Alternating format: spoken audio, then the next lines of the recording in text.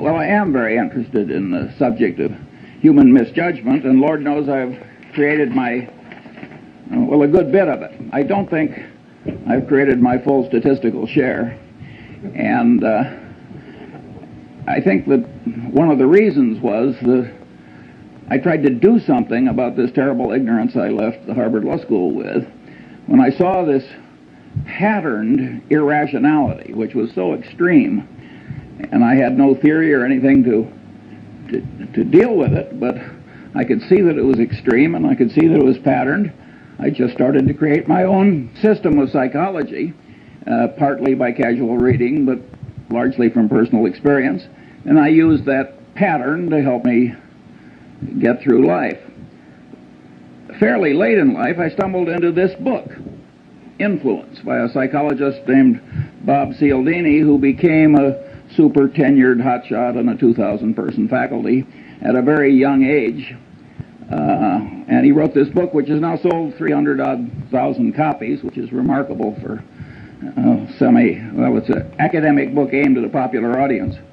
And that filled in a lot of holes in my crude system. And when those holes had filled in, I thought I had a system that was a good working tool, and I'd like to share that one with you. And I came here because behavioral economics, how could economics not be behavioral? If it isn't behavioral, what the hell is it?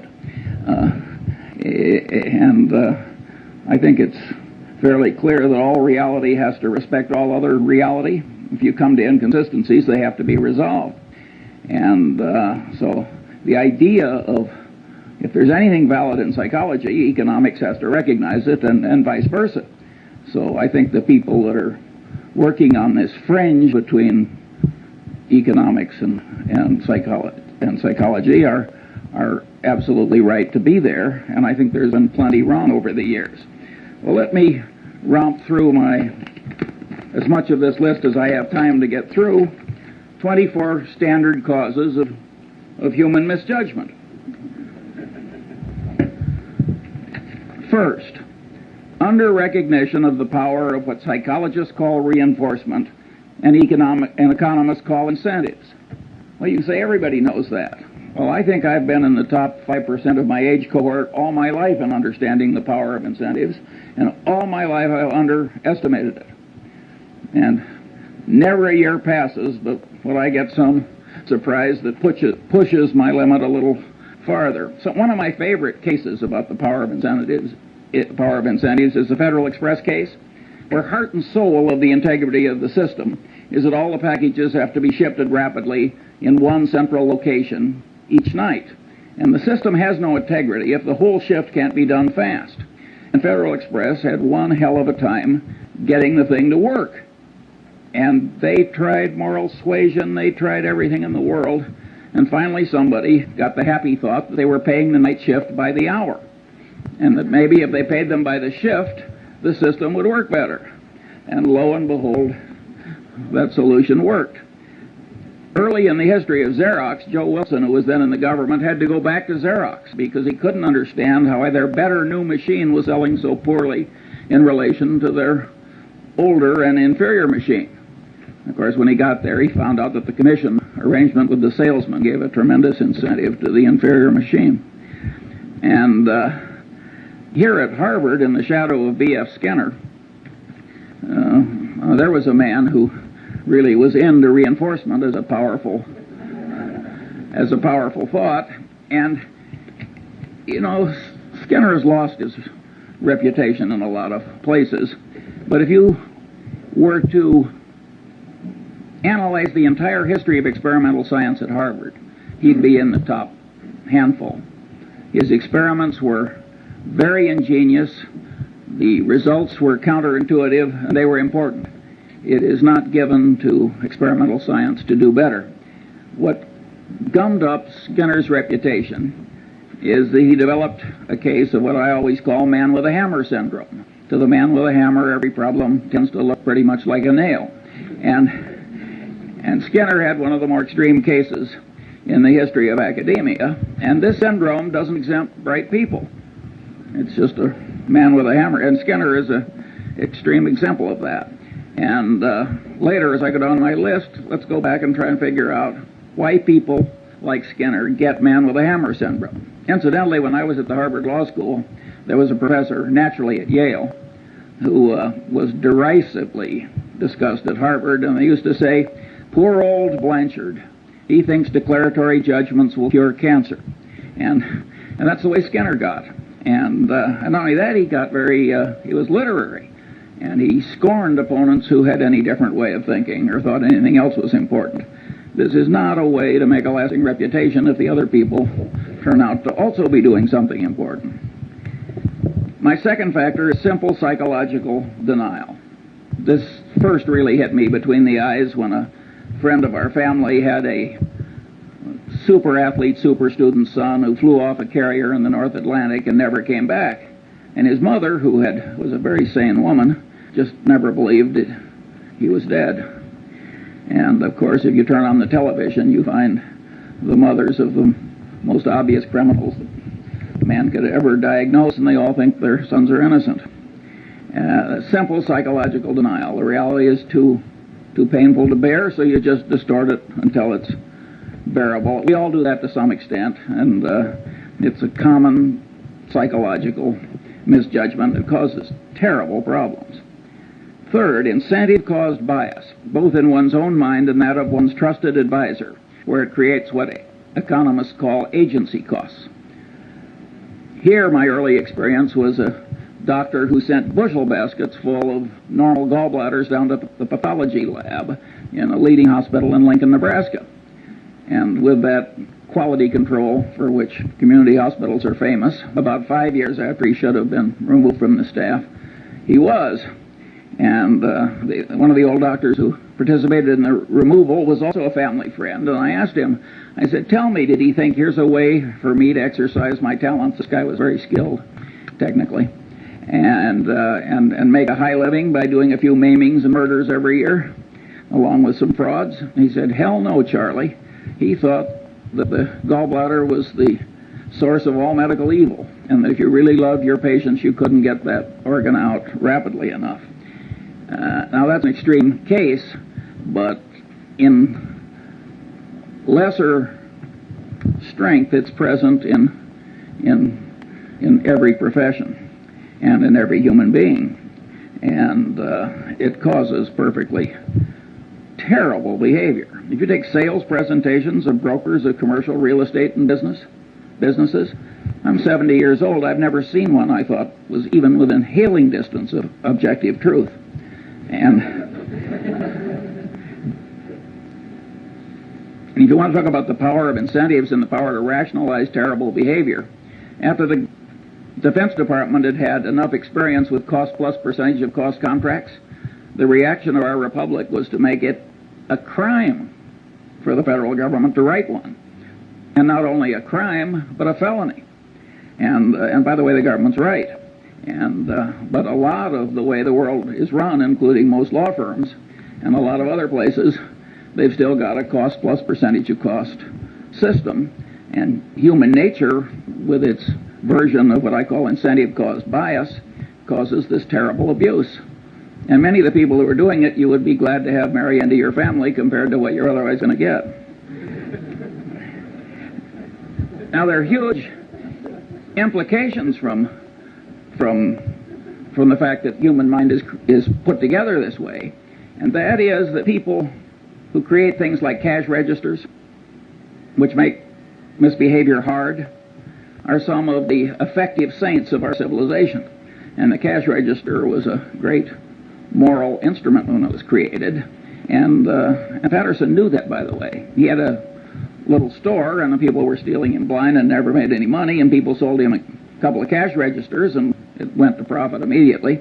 And of course, he closed the store and went into the cash register business, and with results which are so this is a huge important thing. If you read the psychology text, you will find that if they're 1,000 pages long, there's one sentence.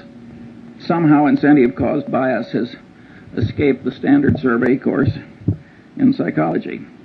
Fourth, and this is a superpower in error-causing psychological tendency, Bias from consistency and commitment tendency, including the tendency to avoid or promptly resolve cognitive dissonance. Includes the self-confirmation tendency of all conclusions, particularly expressed conclusions, and with a special persistence for conclusions that are hard-won.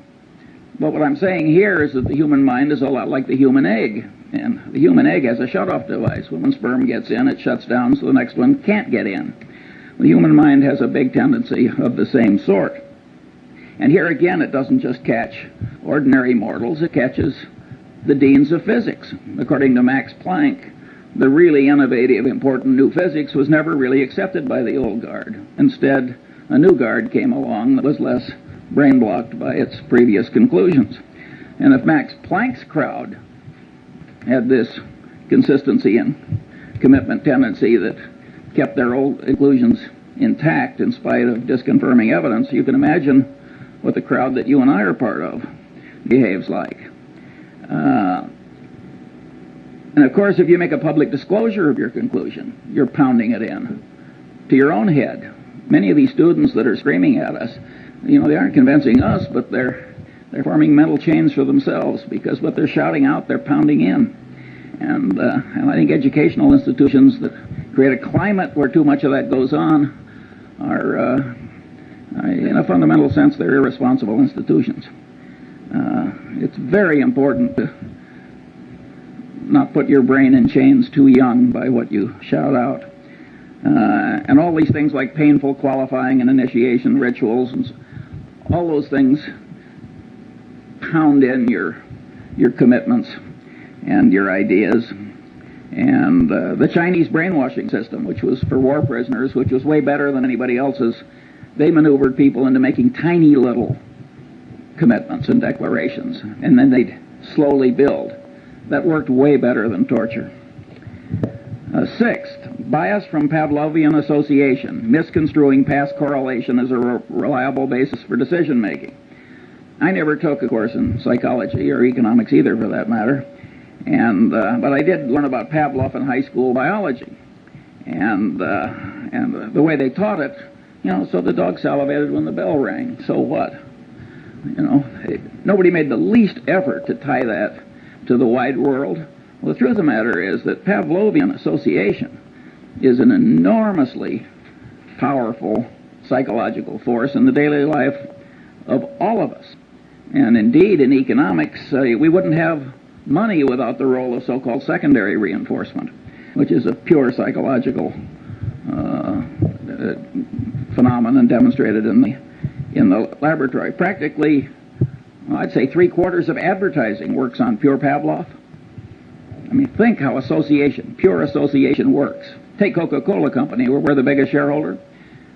They want to be associated with every wonderful image. Heroics in the Olympics, wonderful music, you name it. They don't want to be associated with presidents' funerals and so forth. When have you seen a Coca-Cola ad? And the association really works.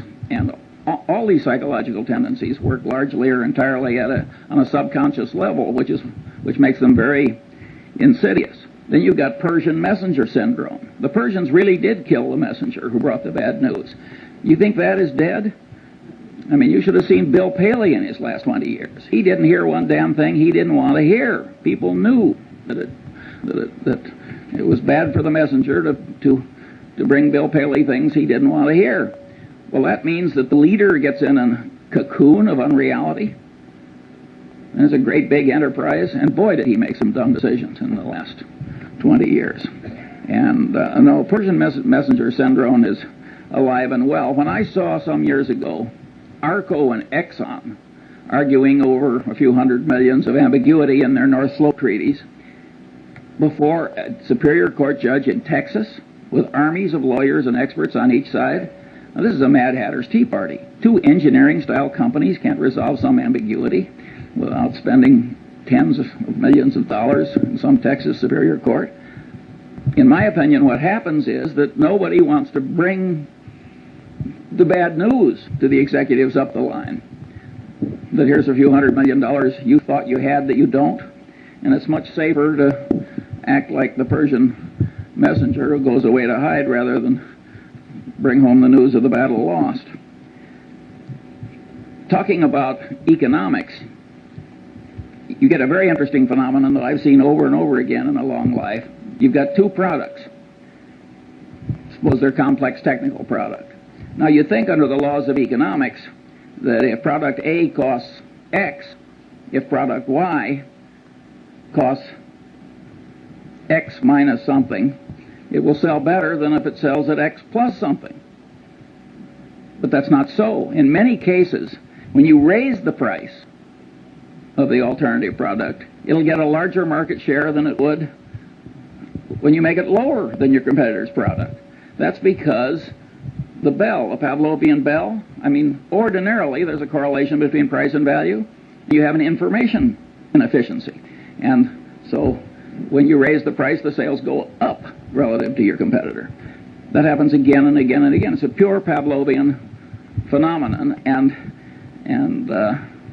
you can say, well, the economists have figured this sort of thing out when they started talking about information inefficiencies. But that was fairly late in economics that they found such an obvious thing. And of course, most of them don't ask what causes the information inefficiencies. Well, one of the things that causes it is pure old Pavlov and his dog. Now you've got bias from Skinnerian association, operant conditioning, where you give the dog a reward and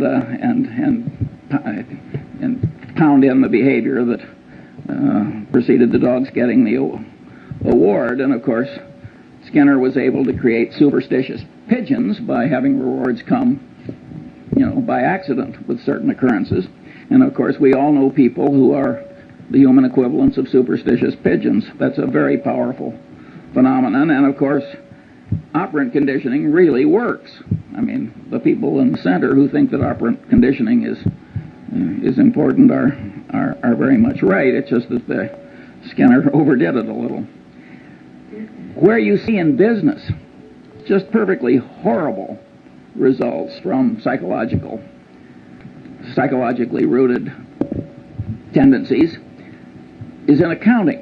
If you take Westinghouse, which blew $2 or $3 billion pre-tax at least, loaning developers to build hotels and virtually 100% loans.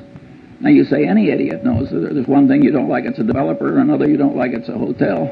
And to make 100% loan to a developer who's going to build a hotel.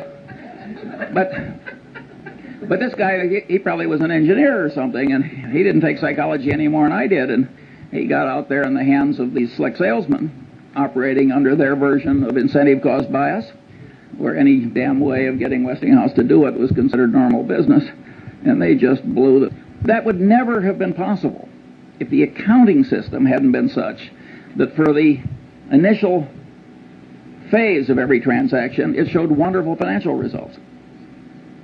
So people who have loose accounting standards are just inviting perfectly horrible behavior in other people, and it's a sin. It's an absolute sin. If you carried bushel baskets full of money through the ghetto and made it easy to steal, that would be a considerable human sin, because you'd be causing a lot of bad behavior, and the bad behavior would spread. Similarly, an institution that gets sloppy accounting commits a real human sin, and it's also a dumb way to do business, as Westinghouse has so wonderfully proved.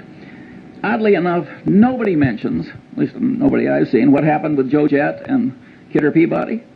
The truth of the matter is the accounting system was such that by punching a few buttons, the Joe Jetts of the world could show profits, and profits that showed up in things that resulted in rewards and esteem and every other thing that human being.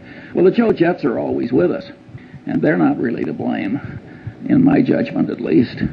But that bastard who created that foolish accounting system, who, so far as I know, has not been flayed alive, ought to be. Seventh, bias from reciprocation tendency, including the tendency of one in a role to act as other persons expect.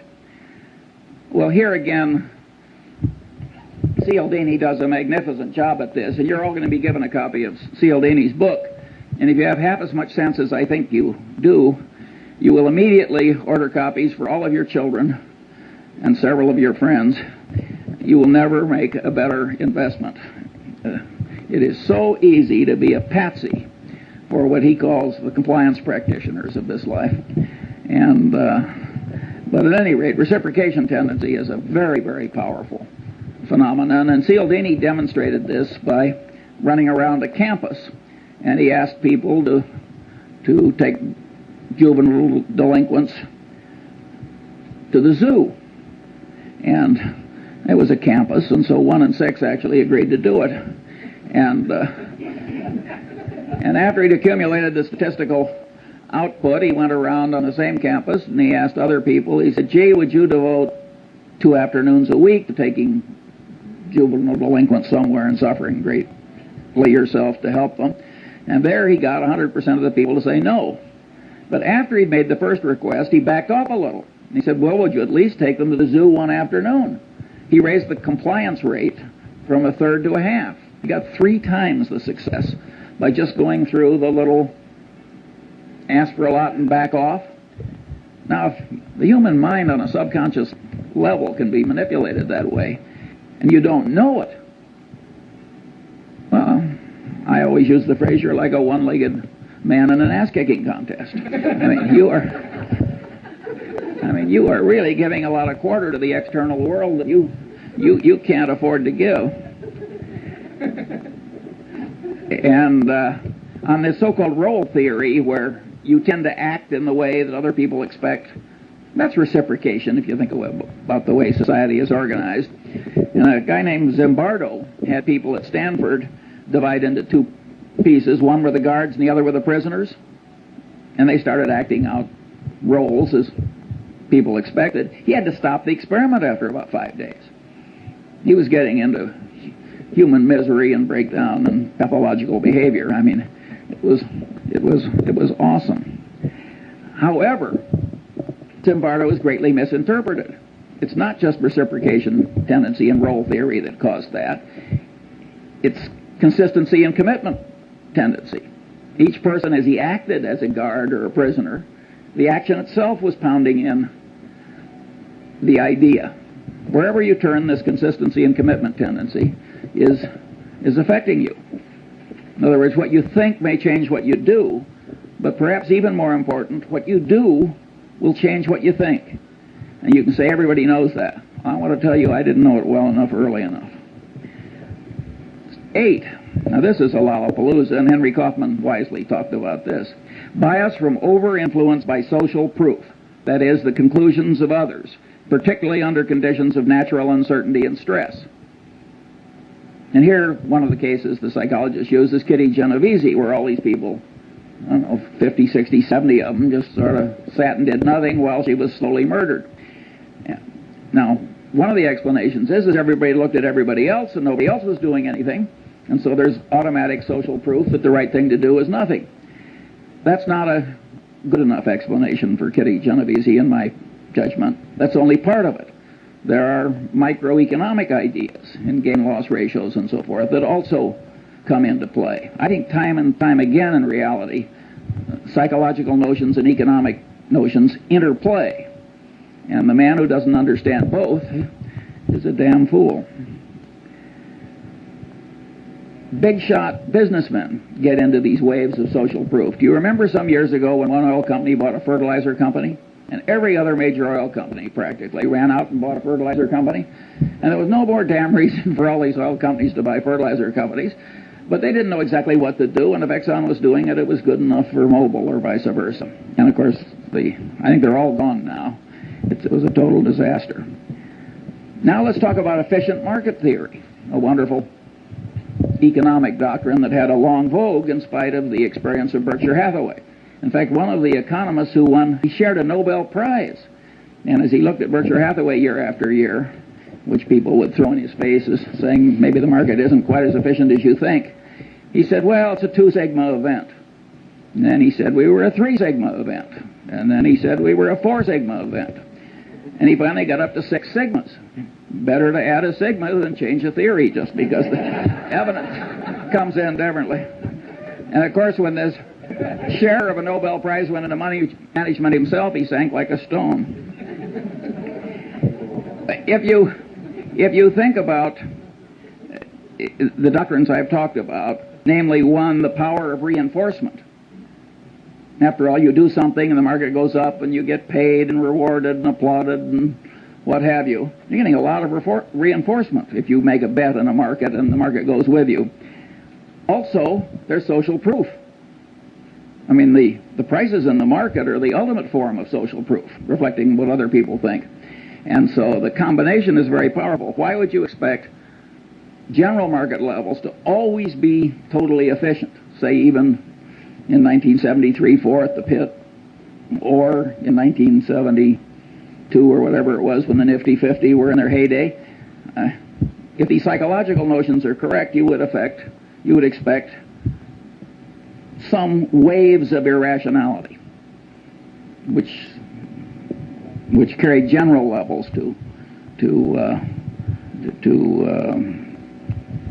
so they're inconsistent with reason. 9. What made these economists love the efficient market theory is the math was so elegant. And after all, math was what they'd learned to do. The man with a hammer, every problem tends to look pretty much like a nail. The alternative truth was a little messy. And they'd forgotten the great economist Keynes, whom I think said, better to be roughly right than precisely wrong. 9. Bias from contrast cause distortions of sensation, perception, and cognition. Here the great experiment that Cialdini does in his class is he takes 3 buckets of water.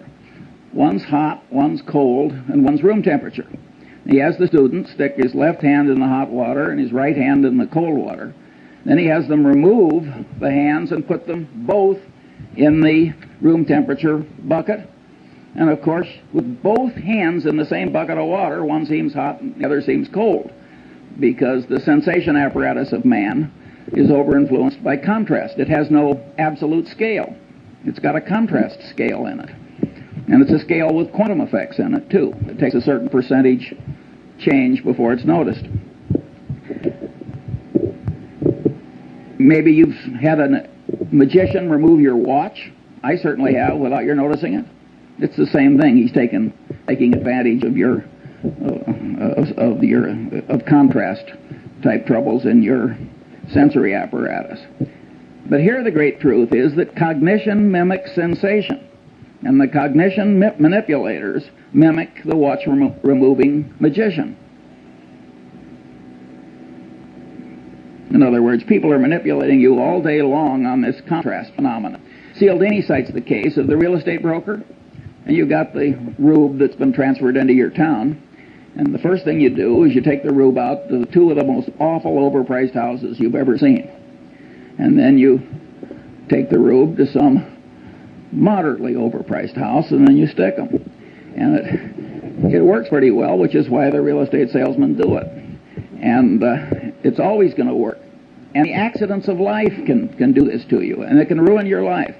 In my generation, when women lived at home until they got married, I saw some perfectly terrible marriages made by highly desirable women because they lived in terrible homes. And I've seen some terrible second marriages which were made because they were slight improvements over an even worse first marriage. And you think you're immune from these things and you laugh, and I want to tell you, you aren't. And my favorite analogy, I can't vouch for the accuracy of. I have this worthless friend I like to play bridge with, and he's a total intellectual amateur that lives on inherited money. But he told me once something I really enjoyed hearing. He said, Charlie, he says, if you throw a frog into very hot water, the frog will jump out. But if you put the frog in room temperature water and just slowly heat the water up, the frog will die there. Now, I don't know whether that's true about a frog, but it sure as hell true about many of the businessmen I know. And there again, it is the contrast phenomenon. These are hotshot, high-powered people. I mean, these are not fools. If it comes to you in small pieces, you're likely to miss. So you have to, if you're going to be a person of good judgment, you have to do something about this warp in your head where it's so misled by mere contrast. Bias from over-influence by authority. Well, here the Milgram experiment, as it's caused, I think there have been 1,600 psychological papers written about Milgram. And he had a person posing as an authority figure trick ordinary people into giving what they had every reason to expect was heavy torture by electric shock to perfectly innocent fellow citizens. And the experiment has been, he was trying to show that why Hitler succeeded and a few other things. So this really caught the fancy of the world. Partly it's so politically correct, and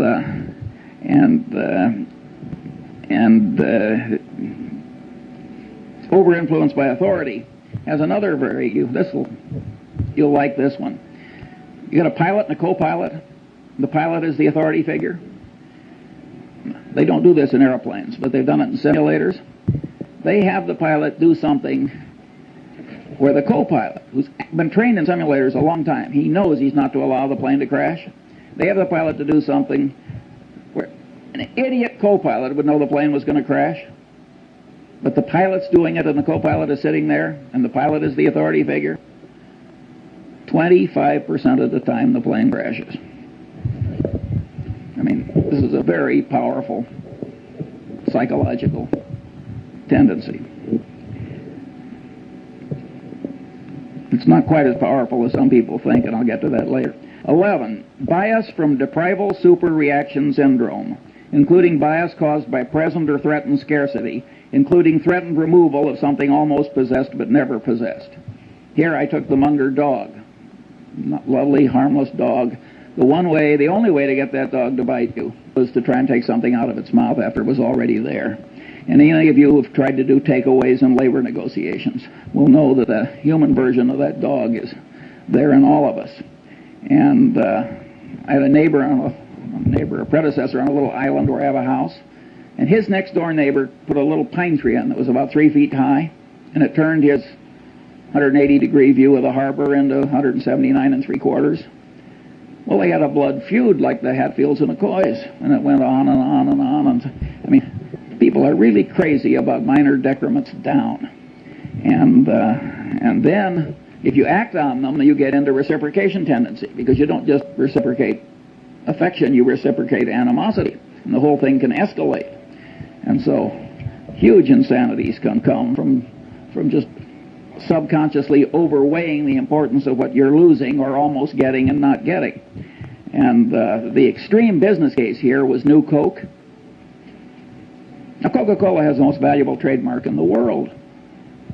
We're the major shareholder. I mean, I think we understand that trademark. Coke has armies of brilliant engineers, lawyers, psychologists, advertising executives, and so forth. And they had a trademark on a flavor, and they'd spent the better part of 100 years getting people to believe that trademark had all these intangible values too. And people associated it with a flavor. And so they were going to tell people not that it was improved, because you can't improve a flavor. If a flavor is a matter of taste, I mean, you may improve a detergent or something, but telling you're going to make a major change in a flavor. I mean, so they got this huge deprival superreaction syndrome. Pepsi was within weeks of coming out with old Coke in a Pepsi bottle, which would have been the biggest fiasco in modern times. Perfect insanity. And by the way, both Goizueta and Keogh are just wonderful about it. I mean, they just joke. I mean, they don't. Keogh always says, I must have been away on vacation. He participated in every single... He's a wonderful guy. And by the way, Goizueta is a wonderful, smart guy, an engineer. Smart people make these terrible boners. How can you not understand deprival superreaction syndrome? But people do not react symmetrically to loss and gain. Now, maybe a great bridge player like Zeckhauser does, but that's a trained response. Ordinary people, subconsciously affected by their inborn tendencies. Bias from envy, jealousy. Well, envy, jealousy made what, 2 out of the 10 commandments? Those of you who have raised siblings, you know about or tried to run a law firm or investment bank or even a faculty. I've heard Warren say 6 times, it's not greed that drives the world, but envy. Here again, you go through the psychology survey courses, and you go to the index, envy, jealousy. 1,000-page book. It's blank. There's some blind spots in academia, but it's an enormously powerful thing, and it operates to a considerable extent on a subconscious level. And anybody who doesn't understand it is taking on defects he shouldn't have. Bias from chemical dependency. Well, we don't have to talk about that. We've all seen so much of it, but it's interesting how it always causes moral breakdown if there's any need, and it always involves massive denial. So it aggravates what we talked about earlier in the aviator case, the tendency to distort reality so that it's endurable. Bias from misgambling compulsion. Well, here Skinner made the only explanation you'll find in the standard psychology survey course. He, of course, created a variable reinforcement rate for his pigeons, his mice, and he found that would pound in the behavior better than any other reinforcement pattern.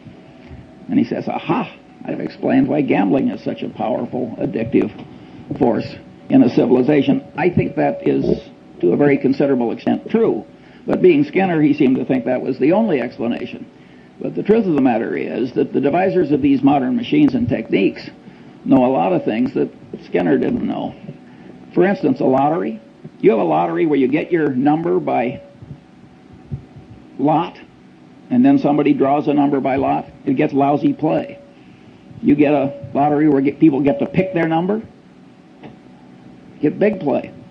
Again, it's this consistency and commitment thing. People think that if they have committed to it, it has to be good. And the minute they've picked it themselves, it gets an extra validity. After all, they thought it and they acted on it. And then if you take slot machines, you get bar, lemon. That happens again and again and again. You get all these near misses. Well, that's deprival superreaction syndrome. And boy, do the people who create the machines understand human psychology. And if you got, for the high IQ crowd, they've got poker machines where you make choices. So you can play blackjack, so to speak, with the machine. It's wonderful what we've done with our computers to ruin a civilization. And but anyway, misgambling compulsion is a very, very powerful and important thing. Look at what's happening to our country. Every Indian reservation, every river town, and look at the people who are ruined by it with the aid of their stockbrokers and others. And again, if you look in the standard textbook of psychology, you'll find practically nothing on it except maybe one sentence talking about Skinner's rats. That is not an adequate coverage of the subject. Bias from liking distortion, including the tendency to especially like oneself, one's own kind, and one's own idea structures, and the tendency to be especially susceptible to being misled by someone liked. Disliking distortion, bias from that. The reciprocal of liking distortion, and the tendency not to learn appropriately from someone disliked. Well, here again we've got hugely powerful tendencies, and if you look at the wars in part of the Harvard Law School, as we say here, you can see that very brilliant people get into this almost pathological behavior. And these are very, very powerful, basic, subconscious psychological tendencies, or at least partly subconscious. Now let's get back to B.F. Skinner, man with a hammer syndrome revisited.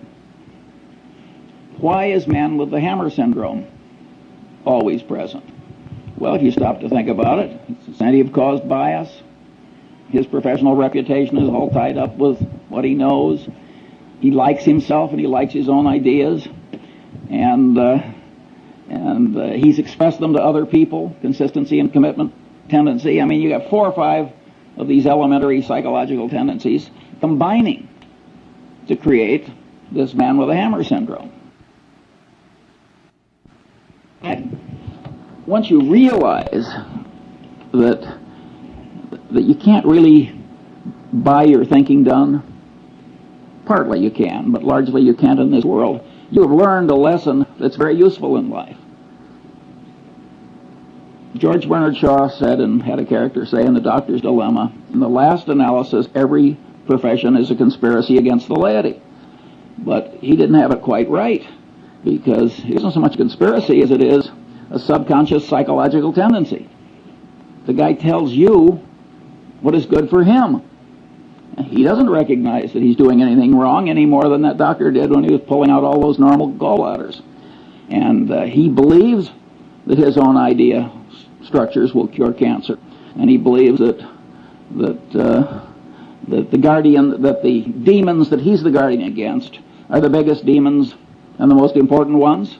And in fact, they may be very small demons compared to the demons that you face. So you're getting your advice in this world from your paid advisor with this huge load of ghastly bias. And woe to you. There are only two ways to handle it. You can hire your advisor and then just apply a windage factor, like I used to do when I was a rifle shooter. I just adjust for so many miles an hour of wind. Or you can learn the basic elements of your advisor's trade. You don't have to learn very much, by the way, because you learn just a little, and then you can make him explain why he's right. And those two tendencies will take part of the warp out of the thinking you've tried to hire done. By and large, it works terribly. I have never seen a management consultant's report in my long life that didn't end with the following paragraph: what this situation really needs is more management consulting. Never once. I always turn to the last page. Of course, Berkshire Hathaway doesn't hire them, so I only do this on sort of a voyeuristic basis. Sometimes I'm in a non-profit where some idiot hires one.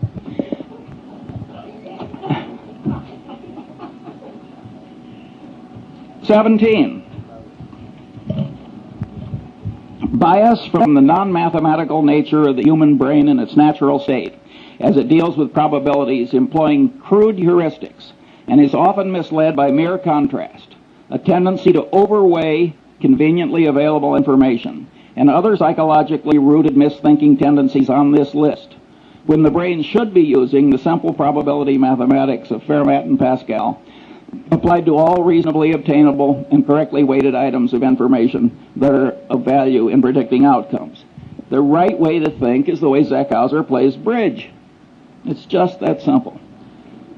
And your brain doesn't naturally know how to think the way Zeckhauser knows how to play bridge. Now, you notice I put in that availability thing, and there I'm mimicking some very eminent psychologists, Kahneman, I hope I pronounced that right, and Tversky, who raised the idea of availability to a whole heuristic of misjudgment. And, you know, they are very substantially right. I mean, ask the Coca-Cola Company, which has raised availability to a secular religion, if availability changes behavior. You will drink a hell of a lot more Coke if it's always available. I mean, availability does change behavior and cognition. Nonetheless, even though I recognize that and applaud Tversky and Kahneman, I don't like it for my personal system, except as part of a greater subsystem, which is, you got to think the way Zeckhauser plays the bridge. It isn't just the lack of availability that distorts your judgment. All the things on this list distort judgment.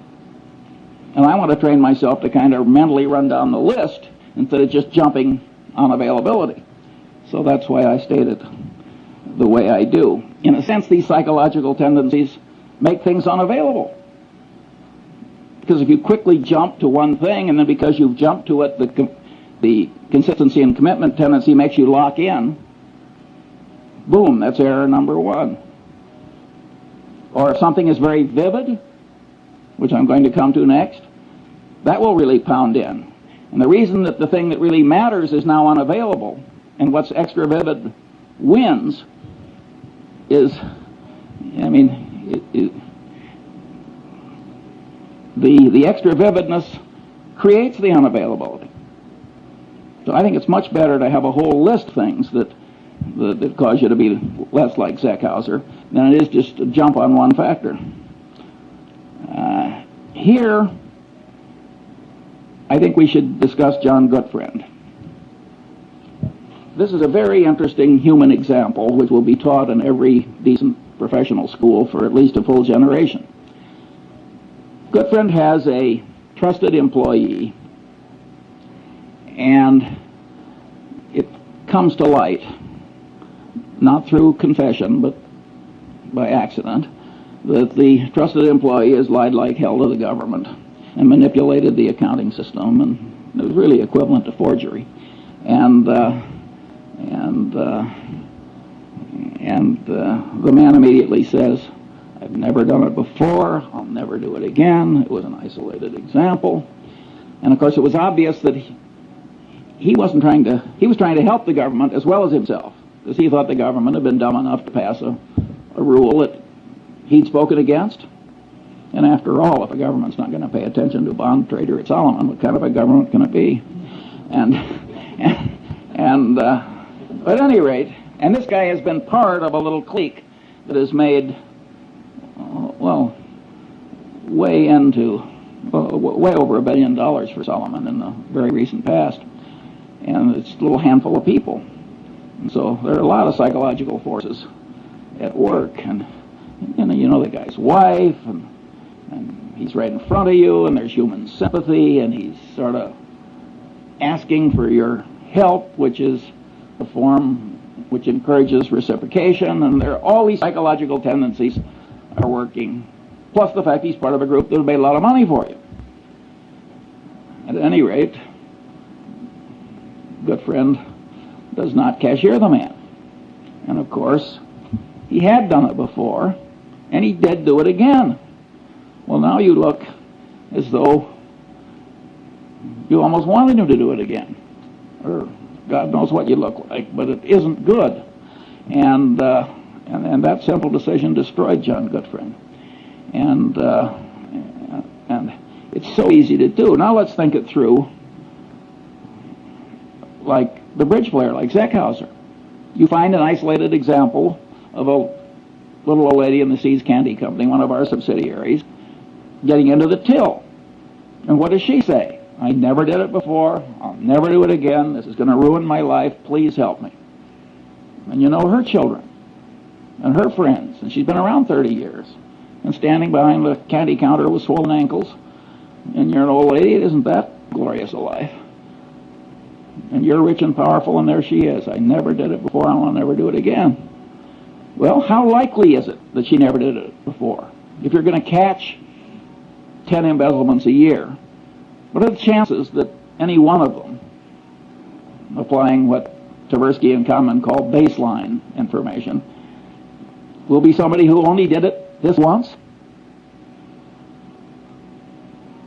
And the people who have done it before and are going to do it again, what are they all going to say? Well, in the history of the Seas Candy Company, they always say, "I never did it before, and I'm never going to do it again." And we cashier them.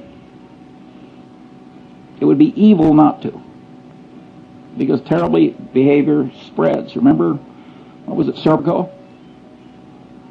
I mean, you let that stuff, you got social proof, you got incentive caused bias, you got a whole lot of psychological factors that will cause the evil behavior to spread. And pretty soon the whole your place is rotten, the civilization is rotten. It's not the right way to behave. And I will admit that when I knew the wife and children, I have paid severance pay when I fire somebody for taking a mistress on an extended foreign trip. It's not the adultery I mind, it's the embezzlement. But there, I wouldn't do it where Goodfriend did it, where they've been cheating somebody else on my behalf. There, I think you have to cashier. But if they're just stealing from you and you get rid of them, I don't think you need the last ounce of vengeance. In fact, I don't think you need any vengeance. I don't think vengeance is much good. Now we come biased from over-influence by extra vivid evidence.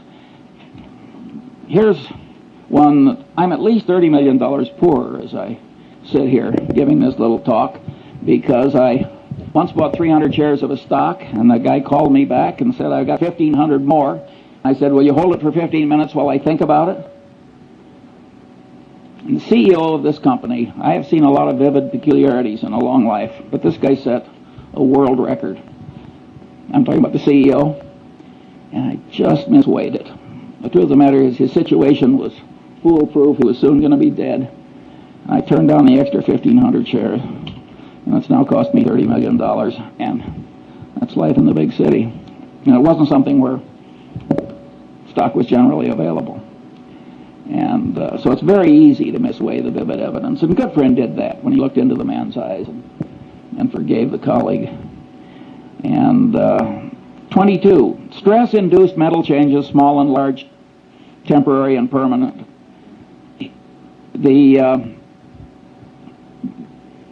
I've skipped one.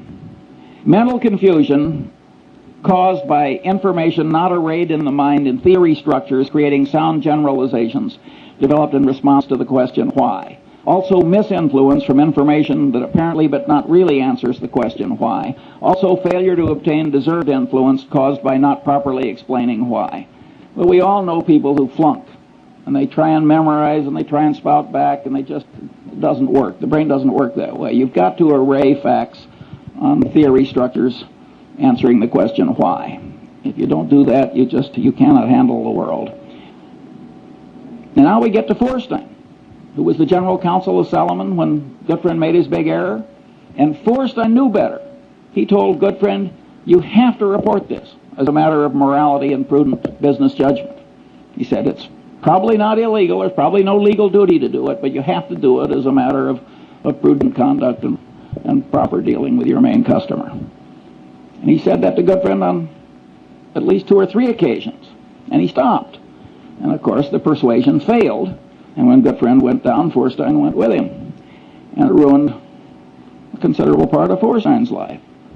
Well, Feuerstein was a member of the Harvard Law Review who made an elementary psychological mistake. You want to persuade somebody, you really tell them why. And what have we learned in lesson 1? Incentives really matter. He should have told, and vivid evidence really works. He should have told Goodfriend, you are likely to ruin your life and disgrace your family and lose your money. And is Mosier worth this? I know both men, that would have worked. So Feuerstein flunked elementary psychology, this very sophisticated, brilliant lawyer. Well, don't you do that. It's not very hard to do, just to remember that why is terribly important. Other normal limitations of sensation, memory, cognition, and knowledge, well, I don't have time for that. Stress-induced mental changes. Here my favorite example is the great Pavlov. And he had all these dogs in cages which had all been conditioned into changed behaviors. And the great Leningrad flood came and just went right up, and the dog's in a cage. And the dog had as much stress as you can imagine a dog ever having. And the water receded in time to save some of the dogs, and Pavlov noted that they'd had a total reversal of their conditioned personality. Well, being the great scientist he was, he spent the rest of his life giving nervous breakdowns to dogs. And he learned a hell of a lot that I regard as very interesting. I have never known any Freudian analyst who knew anything about the last work of Pavlov, and I never met a lawyer who understood that what Pavlov found out with those dogs had anything to do with programming and deprogramming and cults and so forth. I mean, the amount of elementary psychological ignorance is out there in high levels is very substantial. Then we've got other common mental illnesses and declines, temporary and permanent, including the tendency to lose ability through disuse. And then I've got mental and organizational confusion from say-something syndrome. And here my favorite thing is the bee, the honeybee. And the honeybee goes out and finds the nectar, and he comes back and he does a dance that communicates to the other bees where the nectar is, and they go out and get it. Well, some scientist who was clever, like B.F. Skinner, decided to do an experiment. He put the nectar straight up, way up. Well, in a natural setting, there is no nectar way the hell straight up. And the poor honeybee doesn't have a genetic program that is adequate to handle what he now has to communicate.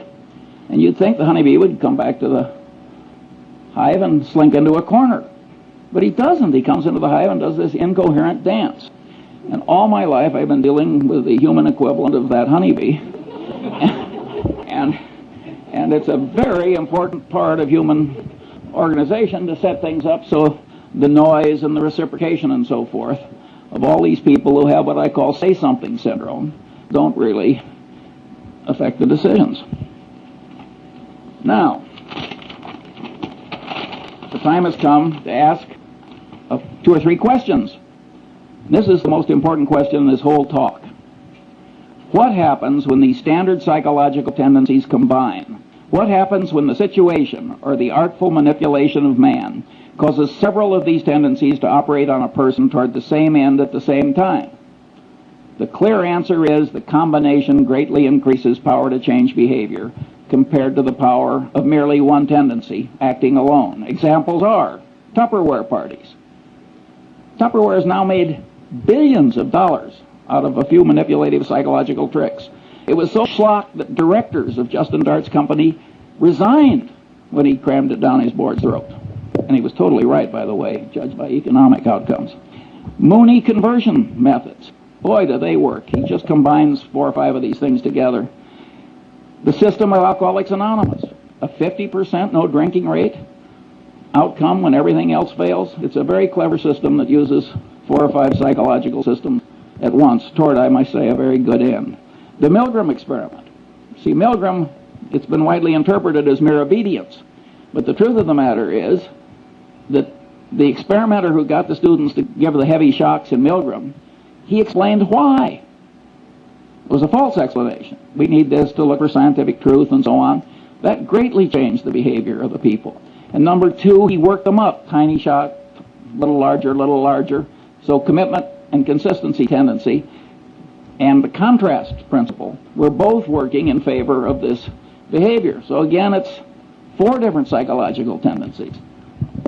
That's when you get these Lollapalooza effects, you will almost always find 4 or 5 of these things working together. When I was young, there was a whodunit hero who always said, cherchez la femme. And what you should search for in life is the combination, because the combination is likely to do you in. Or if you're the inventor of Tupperware parties, it's likely to make you enormously rich if you can stand shaving when you do it. Then one of my favorite cases is the McDonnell-Douglas airliner evacuation disaster.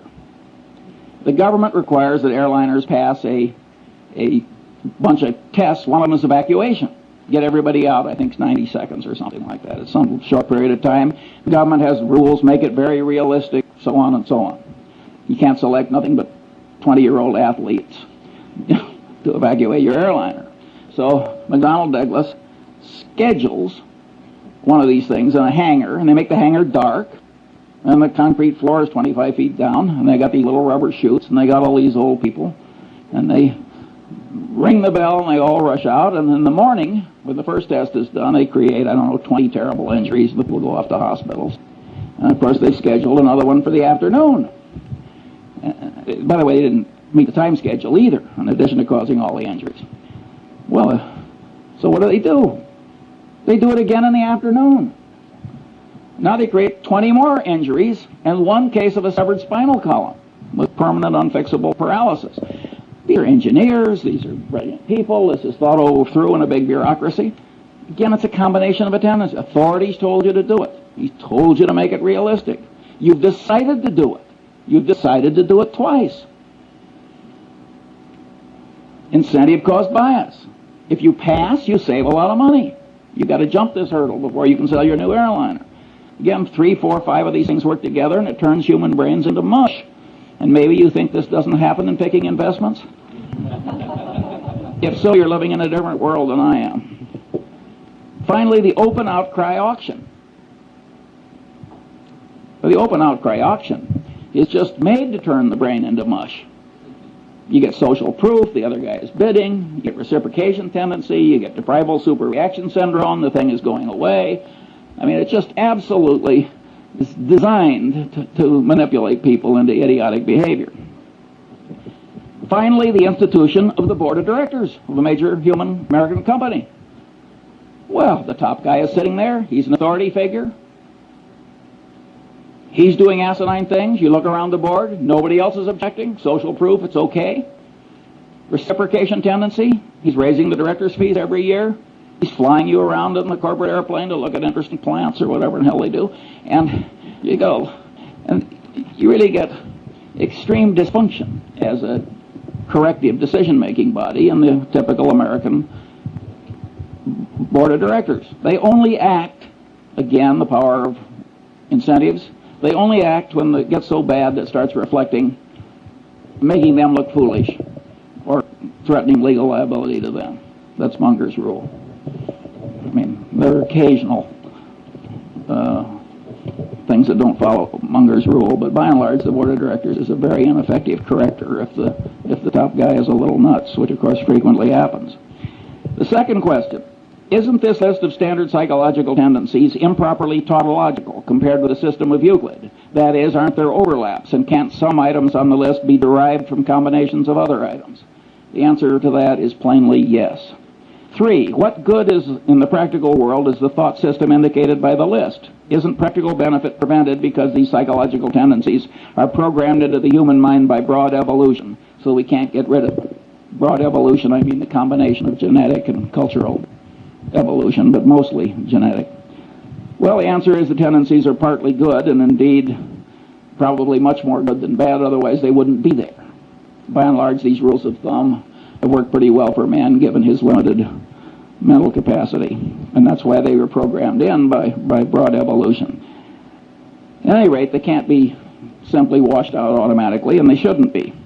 Nonetheless, the psychological thought system described is very useful in spreading wisdom and good conduct when one understands it and uses it constructively. Here are some examples.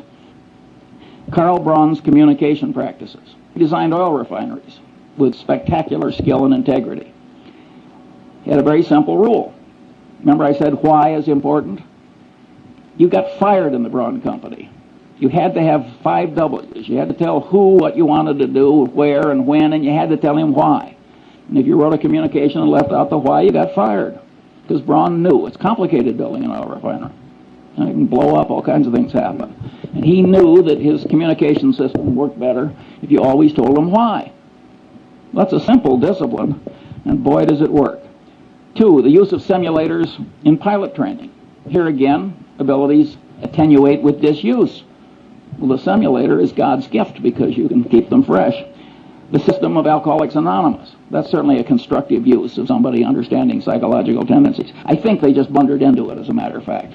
So you can regard it as kind of an evolutionary outcome.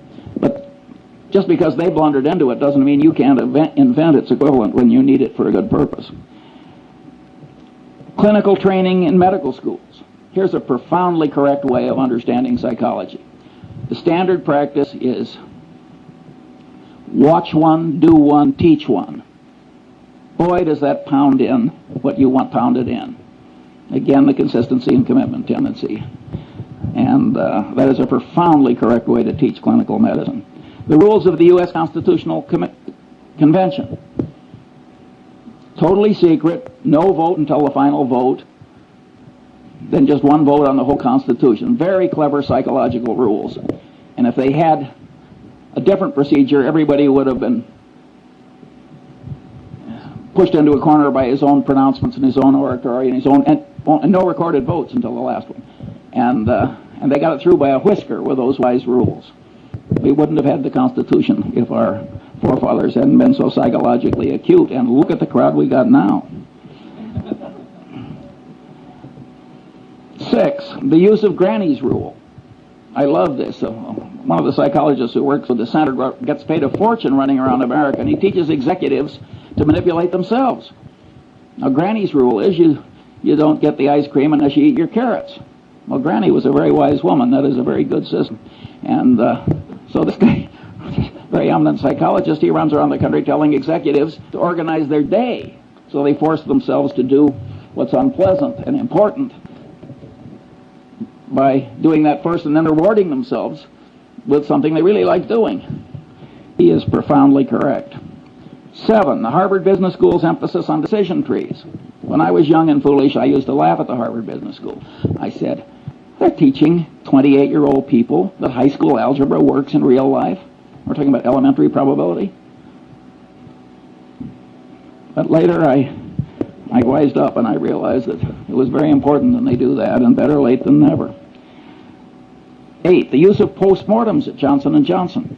At most corporations, if you make an acquisition and it works out to be a disaster, all the paperwork and presentations that caused the dumb acquisition to be made are quickly forgotten. You got denial, you got everything in the world. You got Pavlovian association tendency. Nobody wants to even be associated with the damn thing or even mention it. Johnson & Johnson, they make everybody revisit their old acquisitions and wade through the presentations.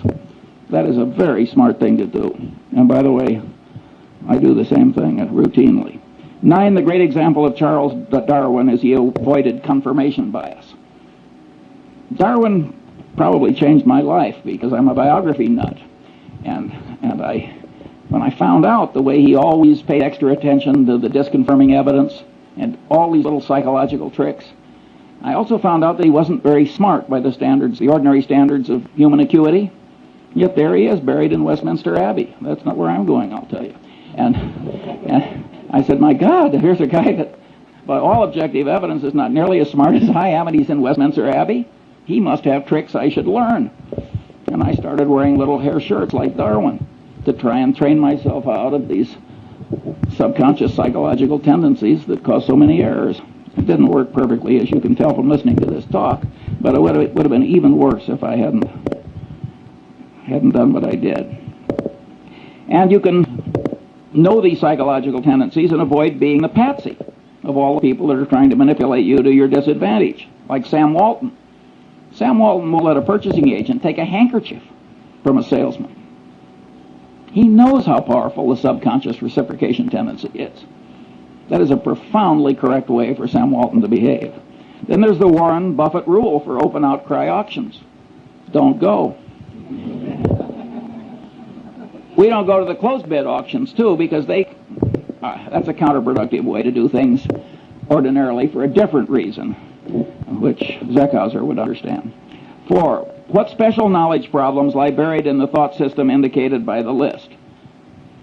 Well, one is paradox. Now we're talking about a type of human wisdom that the more people learn about it, the more attenuated the wisdom gets.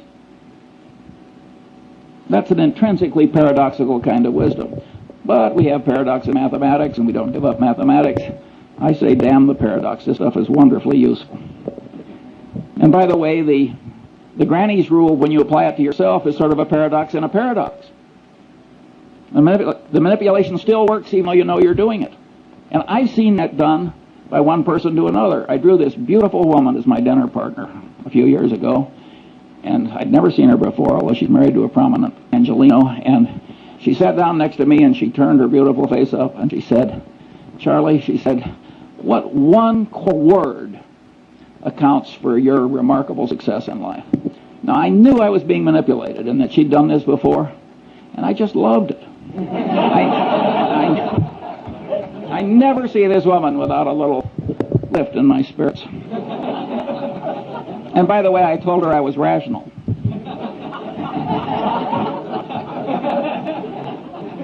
You'll have to judge yourself whether that's true. I may be demonstrating some psychological tendency I hadn't planned on demonstrating. How should the best parts of psychology and economics interrelate in an enlightened economist's mind? 2 views. That's the thermodynamics model. You can't derive thermodynamics from Newtonian gravity and laws of mechanics, even though it's a lot of little particles interacting. And here's this wonderful truth that you can sort of develop on your own, which is thermodynamics. And some economists, and I think Milton Friedman is in this group, but I may be wrong on that, sort of like the thermodynamics model. I think Milton Friedman, who has a Nobel Prize, is probably a little wrong on that. I think the thermodynamics analogy is overstrained. I think knowledge from these different soft sciences have to be reconciled to eliminate conflict. After all, there's nothing in thermodynamics that's inconsistent with Newtonian mechanics and gravity. And I think that some of these economic theories are not totally consistent with other knowledge, and they have to be bent, and I think that these behavioral economists are probably the ones that are bending them in a correct direction. Now, my prediction is when the economists take a little psychology into account, that the reconciliation will be quite endurable. And here my model is the precession of the equinoxes. The world would be simpler for a long-term climatologist if the angle of the axis of the Earth's rotation compared to the plane of the ecliptic were absolutely fixed. But it isn't fixed. Over every 40,000 years or so, there's this little wobble, and that has pronounced long-term effects. Well, in many cases, what psychology is going to add is just a little wobble, and it will be endurable. Here I quote another hero of mine, who of course is Einstein, where he said, "The Lord is subtle but not malicious." And I don't think it's going to be that hard to bend economics a little to accommodate what's right in psychology. The final question is, if the thought system indicated by this list of psychological tendencies has great value not widely recognized and employed, what should the educational system do about it? I am not going to answer that one now. I like leaving a little mystery. Have I used up all the time, so there's no time for questions? I think that what we're going to do is we're going to borrow a little bit of time from the end of the day summary and questions, and we're going to move it and allocate it to Charles Munger. That's definitely the thing. So when we have questions for 10 to 15 minutes, and then we'll ask other people questions mostly. By the way, the dean of the Stanford Law School is here today, Paul Brest, and he is trying to create a course at the Stanford Law School that tries to work stuff similar to this into worldly wisdom for lawyers, which I regard as a profoundly good idea, and he wrote an article about it, and you'll be given a copy along with Cialdini's book. Questions? Yeah. Would we be able to get a copy of that list of 24? Yes. I presume there would be one curious man. And I have it, and I'll put it over there on the table, but don't take more than one because I didn't anticipate such a big crowd. And if we run short, I'm sure the center is up to making other copies. And yeah. Well, let me just ask one question. If I had listened to this talk, I might have thought that you were a psychology professor. If I had listened to this talk, I might have thought, in fact, Charles Munger was a psychology professor operating at a business school. Every once in a while, on a micro issue, you told us how you would have dealt with one of these issues, for example, with the unfortunate lady from Seas. But you didn't tell us how these tendencies affected you in what's probably the most important, or one of the most important elements of your success, which was deciding where to invest your money. And I'm wondering if you might relate some of these principles to some of your past decisions that way. Well, of course, an investment decision in the common stock of a company frequently involves a whole lot of factors interacting. Usually, of course, there's one big, simple model. And a lot of those models are microeconomic. And I have a little list of, it wouldn't be nearly 24 of those, but I don't have time for that one. And I don't have too much interest in teaching other people how to get rich. My personal, and that isn't because I fear the competition or anything like that. Warren has always been very open about what he's learned, and I share that ethos. My personal behavior model is Lord Keynes. I wanted to get rich so I could be independent, and so I could do other things like give talks on the intersection of psychology and economics. I didn't want to turn it into a total obsession. Yeah. Out of those 24, could you tell us the one rule that's most important? I would say the one thing that causes the most trouble is when you combine a bunch of these together, you get this Lollapalooza effect. And if you read the psychology textbooks, they don't discuss how these things combine, at least not very much. Do they multiply? Do they add? How does it work? I think it would be just an automatic subject for research, but it doesn't seem to turn the psychology establishment on. I think this is a man for Mars approach to psychology. I just reached in and took what I thought I had to have. That is a different set of incentives from rising in an economic establishment where the reward system, again, the reinforcement, comes from being a truffle hound. That's what Jacob Viner, the great economist, called it, the truffle hound. An animal so bred and trained for one narrow purpose that he wasn't much good at anything else. And that is the reward system in a lot of academic departments. It is not necessarily for the good. It may be fine if you want new drugs or something. You want people stunted in a lot of different directions so they can grow in one narrow direction. But I don't think it's good teaching psychology to the masses. In fact, I think it's terrible.